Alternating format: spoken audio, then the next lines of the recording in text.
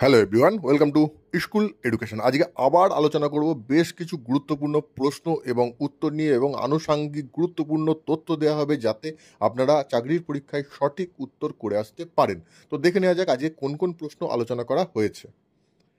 প্রথমেই যে প্রশ্নটা রয়েছে সেটা হচ্ছে, বায়ুমণ্ডলের স্তরগুলি নিচে থেকে উপর দিকে ক্রমান্বয়ে সাজান। অর্থাৎ ভূমণ্ডল থেকে আকাশের দিকে উপরের দিকে ক্রমান্বয়ে সাজাতে হবে। এখানে কি কি রয়েছে? একে রয়েছে থার্মোস্ফিয়ার, দুয়ে রয়েছে ট্রপোস্ফিয়ার, তিনে রয়েছে মেসোস্ফিয়ার, চারে রয়েছে স্ট্র্যাটোস্ফিয়ার। এখানে ক্রমান্বয়ে সাজালে কোনটা সঠিক হবে? এখানে দেখুন এ, বি, সি, ডি, চারটে অপশন রয়েছে। এইবার এর সঠিক উত্তর আপনি কিভাবে করবেন? যদি জানা থাকে আপনি সঠিক উত্তর করতে পারবেন, এবং যদি অল্প একটু জানা থাকে সেক্ষেত্রেও আপনি কিন্তু সঠিক উত্তর করে আসতে পারবেন। কিভাবে করে আসতে পারবেন? ভালো করে অপশনগুলো দেখুন। এতে প্রথম অপশন কি রয়েছে? 4, বিতে 2, সিতে 3, ডিতে 1। তার মানে 1, 2, 3, 4 সবকটা অপশানই চারটে অপশানের মধ্যে রয়েছে। অর্থাৎ আপনি যদি বেশি কিছু না, শুধুমাত্র যদি জানেন যে বায়ুমণ্ডলের সব থেকে নিচের স্তর অর্থাৎ ভূমণ্ডলের সঙ্গে সম্পর্কিত যে স্তরটি, সেই স্তরটির নাম কি, শুধু এই একটা যদি জানতে পারেন, যদি জেনে থাকেন বা মনে রাখতে পারেন, তাহলেই আপনি এই প্রশ্নটার উত্তর দিয়ে ফেলবেন। আর অন্য কোনো অপশনের দিকে তাকানোর দরকারই নেই। সুতরাং বায়ুমণ্ডলের সব থেকে নিচের স্তর কোনটি? নিচের স্তর হচ্ছে ট্রোপোস্ফিয়ার। তাহলে এবার বুঝেই যাচ্ছেন যে সঠিক উত্তর কোনটা, অর্থাৎ অপশন বি এখানে সঠিক উত্তর। আর অপশন বি থেকেই দেখতে পাচ্ছেন যে ট্রপোস্ফিয়ার হচ্ছে সব থেকে নিচের স্তর, তার উপরে রয়েছে অপশন 4 স্ট্র্যাটোস্ফিয়ার, তার উপরে কি রয়েছে? তার উপরে রয়েছে অপশন 3 মেসোস্ফিয়ার, এবং তার উপরে রয়েছে অপশন 4 থার্মোস্ফিয়ার। বায়ুমণ্ডলের মোট 5টা স্তর, আমরা এখানে তো 4টে স্তর সম্বন্ধে জানতে পারলাম। তাহলে আর একটা স্তর কোনটা বাকি থেকে গেল? আর একটা স্তর যেটা সব থেকে উপরের স্তর, সেই স্তরটা হচ্ছে এক্সোস্ফিয়ার। এটা অবশ্যই মনে রাখতে হবে, সব থেকে উপরের স্তর এক্সোস্ফিয়ার। এবার এতগুলো বায়ুমণ্ডলের স্তর সম্বন্ধে আমরা তো জানলাম, তো এর মধ্যে সব থেকে বড় স্তর কোনটা, যেটার পরিমাণ সব থেকে বেশি? সব থেকে বড় স্তর হচ্ছে সব থেকে নিচের যে স্তর ট্রপোস্ফিয়ার। এই ট্রপোস্ফিয়ার হচ্ছে বায়ুমণ্ডলের সব থেকে বড় স্তর, এবং বায়ুমণ্ডলের যতটা মোট পরিমাণ আছে তার 70% হচ্ছে ট্রপোস্ফিয়ার। ইম্পর্টেন্ট পয়েন্ট, এটা অবশ্যই মনে রাখতে হবে। স্ট্র্যাটোস্ফিয়ার কেন ইম্পর্টেন্ট? দ্বিতীয় স্তর স্ট্র্যাটোস্ফিয়ার, ট্রপোস্ফিয়ারের উপরে স্ট্র্যাটোস্ফিয়ার। স্ট্র্যাটোস্ফিয়ার কেন ইম্পর্টেন্ট? কারণ স্ট্র্যাটোস্ফিয়ারে রয়েছে ওজোন স্তর। আর এই ওজোন স্তর কি? এই ওজোন স্তর কিন্তু খুব উপকারী স্তর। এই ওজোন স্তরই সূর্য থেকে যে অতি বেগুনি রশ্মি পৃথিবীতে আসে, সেই রশ্মিটাকে আটকায়, যার ফলে পৃথিবীতে সমস্ত প্রাণীকুল সুরক্ষিত থাকতে পারে। আর এখান থেকে আর একটা ইম্পর্টেন্ট পয়েন্ট থেকে যায়, যে এতগুলো স্তর রয়েছে, এতগুলো স্তরের মধ্যে সব থেকে শীতলতম স্তর কোনটি? পরীক্ষায় আসার সম্ভাবনা থাকে এই প্রশ্নটা, যে এতগুলো যে স্তর রয়েছে, 5টা স্তর রয়েছে, তার মধ্যে সব থেকে শীতলতম স্তর কোনটি? সেক্ষেত্রে উত্তর হবে মেসোস্ফিয়ার। মেসোস্ফিয়ার হচ্ছে সব থেকে শীতলতম স্তর, এবং মেসোস্ফিয়ারের উপরের স্তর অর্থাৎ থার্মোস্ফিয়ার আবার উষ্ণতম স্তর। এইখানে কিন্তু স্টুডেন্টরা কনফিউজ হয়ে যায়, ভাবে মেসোস্ফিয়ারের উপরে থার্মোস্ফিয়ার, তার মানে সেটা আরও শীতল হবে, কিন্তু তা নয়। মেসোস্ফিয়ার হচ্ছে সব থেকে শীতলতম স্তর, মনে রাখতে হবে। নেক্সট প্রশ্ন কি আছে? নিম্নলিখিত কোন তথ্যটি ভুল? এখানে 4টে তথ্য দেয়া আছে, তার মধ্যে যেটি ভুল সেটিকে বার করতে হবে। আর এই রকম ধরনের প্রশ্নের উত্তর সঠিক করার জন্য আপনার কিন্তু ডেপথ নলেজ লাগবে। শুধু 4টে অপশান দেখলাম, 4টের মধ্যে একটা আইডিয়া করে বসিয়ে দিলাম, সেগুলো সহজ প্রশ্নের ক্ষেত্রে হয়। যে পরীক্ষায় প্রিলিতে আপনি বসবেন সেক্ষেত্রে ওই রকম সহজ প্রশ্ন পাওয়া যায়, কিন্তু যখনই আপনি মেন পরীক্ষায় বসবেন তখনই কিন্তু এই রকম ধরনের প্রশ্ন আসার সম্ভাবনা থাকে, বা এইরকম ধরনের প্রশ্নই আসে। তো এবার থেকে শুরু করেছি প্রত্যেকটা ভিডিওয় 2-3টে প্রশ্ন এরকম কঠিন প্রশ্ন দেওয়া হবে আর কিছু সহজ প্রশ্ন দেওয়া হবে, যাতে আপনারা সব রকমভাবে প্র্যাকটিস করতে পারেন। তো এখানে কি বলা হয়েছে, নিম্নলিখিত কোন তথ্যটি ভুল। এখানে প্রথম তথ্য কি দেওয়া রয়েছে, প্রথম চন্দ্রগুপ্তের পুত্র ছিলেন সমুদ্রগুপ্ত। দ্বিতীয় তথ্য কি দেওয়া হয়েছে, হরিসেন সমুদ্রগুপ্তের সভাকবি ছিলেন। তৃতীয় তথ্য দেওয়া রয়েছে, মহারাজা ধীরাজ উপাধি সমুদ্রগুপ্ত গ্রহণ করেছিলেন। আর চতুর্থ তথ্য কি দেওয়া রয়েছে, সমুদ্রগুপ্তের মন্ত্রী ছিলেন বুদ্ধগুপ্ত। সমুদ্রগুপ্তের মন্ত্রী ছিলেন বৌদ্ধ পণ্ডিত বসুগুপ্ত। এবার দেখে নেওয়া যাক কোন কোন তথ্যটি সঠিক এবং কোনটি ভুল। একটা তথ্য ভুল আছে, বোঝাই যাচ্ছে। প্রথম চন্দ্রগুপ্তের পুত্র ছিলেন সমুদ্রগুপ্ত, এটা একদম সঠিক উত্তর। কারণ প্রথম চন্দ্রগুপ্তের যে পাটরানী ছিলেন কুমার দেবী, এই কুমার দেবীর গর্ভে জন্মগ্রহণ করেছিলেন সমুদ্রগুপ্ত, এবং প্রথম চন্দ্রগুপ্তের পরে সমুদ্রগুপ্ত সিংহাসনে বসেছিলেন। এটাও কিন্তু ইম্পর্টেন্ট প্রশ্ন যে সমুদ্রগুপ্ত কার পরে সিংহাসনে বসেছিলেন, প্রথম চন্দ্রগুপ্তের পরে, কারণ তিনি প্রথম চন্দ্রগুপ্তের পুত্র ছিলেন। নেক্সট তথ্য কি রয়েছে, হরিসেন সমুদ্রগুপ্তের সভাকবি ছিলেন। এলাহাবাদ প্রশস্তি কে রচনা করেছিলেন, এলাহাবাদ প্রশস্তি রচনা করেছিলেন হরিসেন। আমরা এর আগের ভিডিওয়ে কিন্তু আলোচনা করেছি যে হরিসেন এলাহাবাদ প্রশস্তি রচনা করেছিলেন। এবং এলাহাবাদ প্রশস্তি কি, এলাহাবাদ প্রশস্তি হচ্ছে একটি স্তম্ভলিপি। এবং এখান থেকে আর একটা কি বলেছিলাম ইম্পর্টেন্ট পয়েন্ট, যে এলাহাবাদ প্রশস্তি কটা খণ্ডে বিভক্ত, এলাহাবাদ প্রশস্তি 4টে খণ্ডে বিভক্ত। এতগুলো পয়েন্ট বলেছিলাম।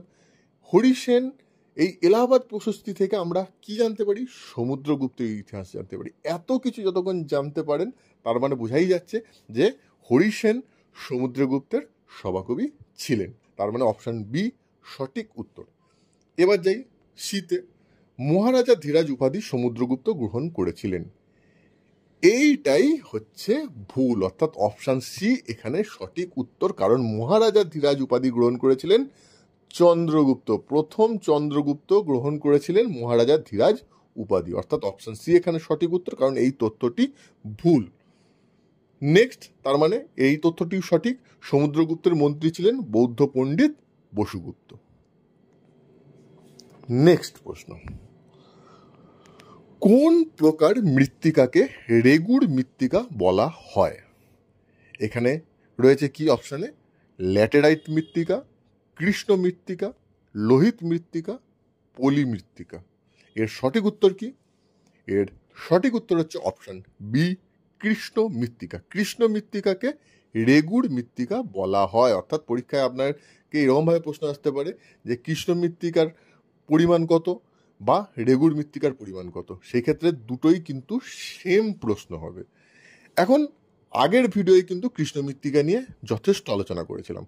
সেখানে আলোচনা করেছিলাম কি, কৃষ্ণ মৃত্তিকার পরিমাণ সর্বাধিক, ভারতের যা মৃত্তিকা সেখানে সর্বাধিক মৃত্তিকার পরিমাণ কি, কৃষ্ণ মৃত্তিকা। এর শতাংশ কত, আগের ভিডিওতেও আলোচনা করেছিলাম। আই হোপ আপনাদের মনে আছে, যদি মনে না থাকে আবার একবার বলে দিচ্ছি। ভারতে কৃষ্ণ মৃত্তিকার পরিমাণ 29.69%। অবশ্যই মনে রাখবেন, ভারতে কৃষ্ণ মৃত্তিকার পরিমাণ 29.69%। নেক্সট প্রশ্ন, আরবদের সিন্ধু বিজয়ের সময় সিন্ধু দেশের রাজা কে ছিলেন। খুব ইম্পর্টেন্ট প্রশ্ন, প্রচুর স্টুডেন্ট এটা ভুল করে। এখানে অপশান কি কি রয়েছে, অপশান এতে রয়েছে মিহির, অপশান বিতে রয়েছে দাহির, অপশান সিতে রয়েছে প্রলয়, অপশান ডিতে রয়েছে দিব্য। এর সঠিক উত্তর কি, এর সঠিক উত্তর হচ্ছে অপশান বি দাহির। আরবদের সিন্ধু বিজয়ের সময় সিন্ধু দেশের রাজা ছিলেন দাহির, এবং এই যে দাহির তিনি ছিলেন সিন্ধু প্রদেশের, সিন্ধু দেশের সর্বশেষ হিন্দু রাজা। এই প্রশ্নটাও আসতে পারে যে সিন্ধু দেশের সর্বশেষ হিন্দু রাজা কে ছিলেন, সেক্ষেত্রেও উত্তর হবে দাহির। এবং তিনি কত খ্রিস্টাব্দ থেকে কত খ্রিস্টাব্দ পর্যন্ত রাজত্ব করেছিলেন, তিনি 700 থেকে 712 খ্রিস্টাব্দ পর্যন্ত রাজত্ব করেছিলেন। এবং তিনি তার যে রাজধানী ছিল, সেই রাজধানীটা কোথায় ছিল, সেই রাজধানী ছিল আলো, যেটা বর্তমান পাকিস্তানে রোহরি নামে পরিচিত। নেক্সট প্রশ্ন, গজনির সুলতান মাহমুদ মোট কতবার ভারত আক্রমণ করেছিলেন? এখানে অপশন কি কি রয়েছে? 13 বার, 17 বার, 19 বার, 21 বার। এর সঠিক উত্তর হচ্ছে অপশন বি, 17 বার। গজনির সুলতান মাহমুদ মোট 17 বার ভারত আক্রমণ করেছিলেন। এবং কোন খ্রিস্টাব্দ থেকে কোন খ্রিস্টাব্দের মধ্যে এই আক্রমণ তিনি করেছিলেন, এই প্রশ্নটাও কিন্তু ইম্পর্টেন্ট, যে তিনি কোন সময়কালে এই যে 17 বার আক্রমণ করেছিলেন, কোন সময়কালে তিনি এই আক্রমণ করেছিলেন। সেই সময়কাল হচ্ছে 1001 খ্রিস্টাব্দ থেকে 1027 খ্রিস্টাব্দ। এই 1001 খ্রিস্টাব্দ থেকে 1027 খ্রিস্টাব্দের মধ্যে গজনির সুলতান মাহমুদ মোট 17 বার ভারত আক্রমণ করেছিলেন। এবং এই যে তিনি ভারত আক্রমণ করেছিলেন, তার মূল লক্ষ্য কী ছিল, তার কারণ কী ছিল? এই যে এতবার ভারত আক্রমণ করার, এতবার ভারত আক্রমণ করার মূল লক্ষ্য ছিল ভারতকে লুণ্ঠন করা, ভারতের ধনসম্পদ লুণ্ঠন করে নিয়ে যাওয়া। এটাই ছিল তার মূল উদ্দেশ্য। এবং ভারতের যত ধনসম্পদ তিনি লুট করেছেন, সব থেকে বেশি লুট করেছিলেন তিনি সোমনাথ মন্দির। সোমনাথ মন্দির লুণ্ঠন ছিল তার সব থেকে বিশেষ আকর্ষণ। নেক্সট প্রশ্ন, তরাইনের প্রথম যুদ্ধ কবে ঘটেছিল? এখানে অপশন কি কি রয়েছে? 1176 খ্রিস্টাব্দে, 1189 খ্রিস্টাব্দে, 1191 খ্রিস্টাব্দে, 1192 খ্রিস্টাব্দে। এর সঠিক উত্তর কি? এর সঠিক উত্তর হচ্ছে 1191 খ্রিস্টাব্দে। 1191 খ্রিস্টাব্দে তরাইনের প্রথম যুদ্ধ হয়েছিল। এবং কাদের মধ্যে হয়েছিল এটাও কিন্তু খুব ইম্পর্টেন্ট, আপনাকে অবশ্যই মনে রাখতে হবে। তরাইনের প্রথম যুদ্ধ হয়েছিল পৃথ্বীরাজ চৌহান এবং মোহাম্মদ ঘুরির মধ্যে। এবং এই যুদ্ধে পৃথ্বীরাজ চৌহান কিন্তু জয়লাভ করেছিলেন এবং মোহাম্মদ ঘুরিকে পরাজিত করেছিলেন। কিন্তু এখানে আবার কিন্তু চলে আসছে, কারণ তার ঠিক পরের বছর অর্থাৎ 1192 খ্রিস্টাব্দে 1192 খ্রিস্টাব্দে পুনরায় তরাইনের যুদ্ধ হয় এবং সেটাকে বলা হয় দ্বিতীয় তরাইনের যুদ্ধ। এবং এই দ্বিতীয় তরাইনের যুদ্ধে পৃথ্বীরাজ চৌহান পরাজিত হয়েছিল এবং মুহাম্মদ ঘুরি জয়লাভ করেছিল। এবং এখান থেকেই আস্তে আস্তে মুসলিম সাম্রাজ্য ভারতবর্ষে বিস্তার লাভ করতে শুরু করে। নেক্সট প্রশ্ন, 40 চক্র কে গঠন করেন? এখানে অপশন কি কি রয়েছে? কুতুবউদ্দিন আইবক, ইলতুৎমিশ, রাজিয়া সুলতানা, আর অপশন ডি মোহাম্মদ বিন তুগলক। এর সঠিক উত্তর কি? এর সঠিক উত্তর হচ্ছে অপশন বি, ইলতুৎমিশ। 40 চক্র গঠন করেছিলেন ইলতুৎমিশ। ইলতুৎমিশ এই 40 চক্র কেন গঠন করেছিলেন, এখান থেকে ইম্পর্টেন্ট হয়ে যায়। এই 40 চক্র গঠন করার মূল কারণ ছিল সাম্রাজ্যকে রক্ষা করা, যাতে তার যে নিজের ক্ষমতা, সেই নিজের ক্ষমতা সুসংহত থাকে। সেই সুসংহত করার জন্য তিনি এই 40 চক্র নির্মাণ করেছিলেন। এবং এই 40 চক্রকে সামরিক শক্তি হিসাবে ব্যবহার করতেন ইলতুৎমিশ, যা তার রাজ্যকে আরও শক্তিশালী করতে সাহায্য করেছিল। কিন্তু পরবর্তী পর্যায়ে এই 40 চক্র আস্তে আস্তে নিজেদের ক্ষমতা বৃদ্ধি করতে শুরু করে। এবং রাজিয়া সুলতানা যখন সিংহাসনে বসেছিলেন, সেই সময় 40 চক্রের দারুণ প্রভাব ছিল। তারা রাজিয়া সুলতানাকে সিংহাসনে বসতে দিতে চাননি, সেই সব বিস্তারিত ইতিহাসে আছে। কিন্তু এখান থেকে আরেকটা প্রশ্ন ইম্পর্টেন্ট হয়ে যায় কি, এই যে 40 চক্র, এই 40 চক্রকে ভেঙে দিয়েছিলেন বা বিনাশ ঘটিয়েছিলেন কে? এইটা ইম্পর্টেন্ট হয়ে যায়, কারণ এই 40 চক্র একটা কিং মেকারের ভূমিকা নিয়েছিল। এবং যারা সেই সময় ক্ষমতায় ছিলেন তারা দেখছিলেন যে এই 40 চক্রকে ভেঙে না দিলে এদের দ্বারা নির্মিত রাজা মানে এদের হাতের পুতুল হয়ে থাকা। সুতরাং এই 40 চক্র বিনাশ বা ভেঙে দেওয়া অবশ্যই দরকার ছিল। তো সেই জন্য এই কাজটি করেছিলেন গিয়াসউদ্দিন বলবন, অর্থাৎ 40 চক্রের বিনাশ ঘটিয়েছিলেন গিয়াসউদ্দিন বলবন এবং 40 চক্র গঠন করেছিলেন ইলতুৎমিশ। দুটোই কিন্তু অবশ্যই মনে রাখতে হবে। নেক্সট প্রশ্ন, আলাই দরওয়াজা কে নির্মাণ করেছিলেন? এখানে অপশন কি কি রয়েছে? আলাউদ্দিন খলজি, ফিরোজ শাহ তুগলক, মোহাম্মদ বিন তুগলক এবং আকবর। এর সঠিক উত্তর কি?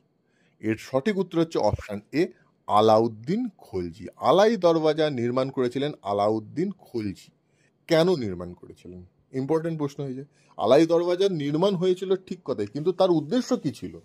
তার উদ্দেশ্য ছিল কুতওয়াল উল ইসলাম মসজিদের চারদিক থেকে প্রসারিত করা, এবং এই প্রসারিত করার পরিকল্পনা নিয়েই তিনি এই আলাই দরওয়াজা নির্মাণ করেছিলেন। কিন্তু এই আলাই দরওয়াজার মোট 4টি গেট হওয়ার কথা ছিল, কিন্তু সেই 4টি গেট তিনি কমপ্লিট করতে পারেননি। মাত্র এই আলাই দরওয়াজা, এই একটা গেটই সম্পন্ন হয়েছিল, এবং এই একটা গেটই রয়ে গেছে। বাকি 3টে গেট তিনি সম্পন্ন করতে পারেননি।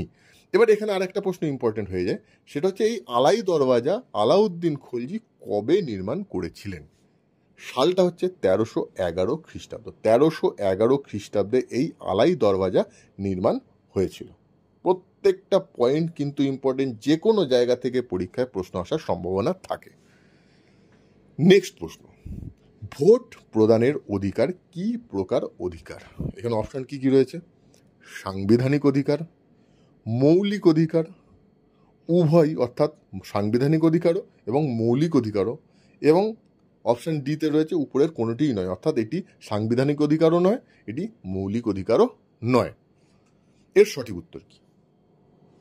এর সঠিক উত্তর হচ্ছে অপশন এ, সাংবিধানিক অধিকার। অর্থাৎ ভোট প্রদানের অধিকার মৌলিক অধিকার নয়, ভোট প্রদানের অধিকার শুধুমাত্র সাংবিধানিক অধিকার। এবং ভারতীয় সংবিধানের কত নম্বর অনুচ্ছেদে এই কথাটি উল্লেখ রয়েছে? এটি ভারতের সংবিধানের 326 নম্বর অনুচ্ছেদে স্পষ্টভাবে উল্লেখ রয়েছে যে ভোট প্রদানের অধিকার একটি সাংবিধানিক অধিকার।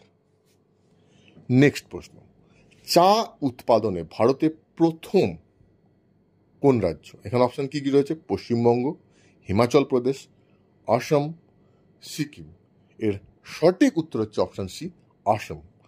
আসাম হচ্ছে চা উৎপাদনে ভারতে প্রথম রাজ্য যেখানে সব থেকে বেশি পরিমাণ চা উৎপাদন হয়। আমরা জানলাম আসাম সব থেকে বেশি পরিমাণ চা উৎপাদন করে। তো এখান থেকে একটা প্রশ্ন অবশ্যই আসতে পারে মাথায়, যে কত পরিমাণ, যে ভারতে যে মোট চা উৎপাদন হয় তার কত পরিমাণ এই আসাম উৎপাদন করে?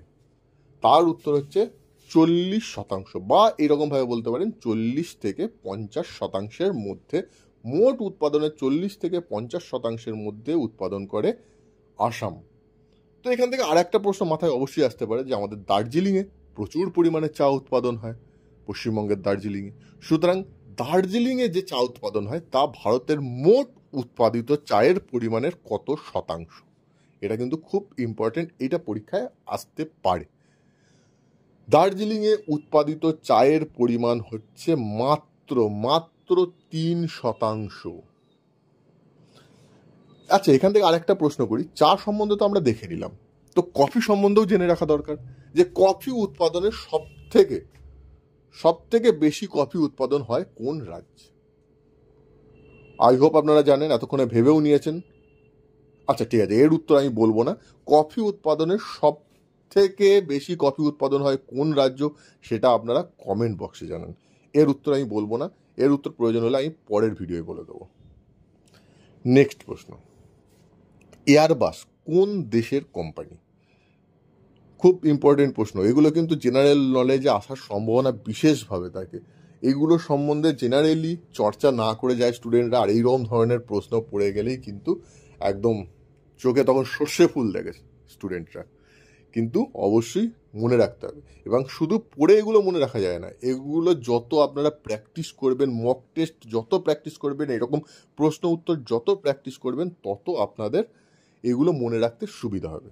এয়ারবাস কোন দেশের কোম্পানি? এখানে অপশন কি কি রয়েছে? America, England, Germany, France. এর সঠিক উত্তর কি? এর সঠিক উত্তর হচ্ছে ফ্রান্স। এয়ারবাস কোম্পানি হচ্ছে ফ্রান্সের কোম্পানি। এছাড়া আর একটা এয়ারক্রাফট কোম্পানি আছে, তার নাম কি? বোয়িং। আমরা শুনেছি না, এয়ারবাস, বোয়িং। এই বোয়িং কোন দেশের কোম্পানি? এটাও কিন্তু ইম্পর্টেন্ট প্রশ্ন। বোয়িং হচ্ছে মার্কিন যুক্তরাষ্ট্র, অর্থাৎ আমেরিকার কোম্পানি। দুটোই কিন্তু অবশ্যই মনে রাখতে হবে। নেক্সট প্রশ্ন, মুক্তার দ্বীপ কোন দেশকে বলা হয়? এখানে অপশন কি কি রয়েছে? Bahrain, Thailand, Myanmar, Sri Lanka. এর সঠিক উত্তর কি? এর সঠিক উত্তর হচ্ছে অপশন এ, বাহরিন। মুক্তার দেশ বলা হয় বাহরিনকে। এই দেশটি কোথায় অবস্থিত? এই দেশটিও পারস্য উপসাগরের একটি গুরুত্বপূর্ণ দেশ এবং এই দেশটি মুক্তার ব্যবসার জন্য খুব ইম্পর্টেন্ট একটা দেশ এবং এটা শুধুমাত্র বর্তমান সময়ে না, এটা 2000 বছর ধরে এখানে মুক্ত ব্যবসা হচ্ছে এবং মুক্ত এখান থেকে সরবরাহ করা হয় বিভিন্ন দেশে এবং প্রচুর পরিমাণে পৃথিবীর মধ্যে সর্বাধিক মুক্ত উৎপাদনকারী এবং সরবরাহকারী দেশ হচ্ছে এই বাহরিন। এটা কিন্তু অবশ্যই মাথায় রাখতে হবে। আজকের ভিডিও এই পর্যন্ত। আই হোপ আপনাদের ভালো লেগেছে। ভালো লাগলে অবশ্যই লাইক করুন, কমেন্ট করুন, আর এখনও পর্যন্ত যারা এই স্কুল এডুকেশন চ্যানেল সাবস্ক্রাইব করেননি তারা অবশ্যই সাবস্ক্রাইব করে নিন, যাতে আমরা সবাই একসঙ্গে যুক্ত থাকতে পারি। প্রত্যেকটা ভিডিওর নোটিফিকেশন আপনারা পেতে পারেন, প্রত্যেকটা ভিডিও দেখে আপনারা আপনাদের চাকরির পরীক্ষার প্রিপারেশন নিতে পারেন। এবং ভিডিওটা যদি ভালো লাগে অবশ্যই সোশ্যাল মিডিয়ায় বিভিন্ন মাধ্যমে শেয়ার করুন, যাতে অন্যান্য স্টুডেন্টরাও ভিডিওটা দেখে উপকৃত হতে পারে। সো এতক্ষণ সঙ্গে থাকার জন্য আপনাদের সবাইকে অসংখ্য ধন্যবাদ। আবার নেক্সট পার্টগুলোই নিয়ে আসবো এইরকম ধরনের আরও ইম্পর্টেন্ট প্রচুর প্রশ্ন। Thank you.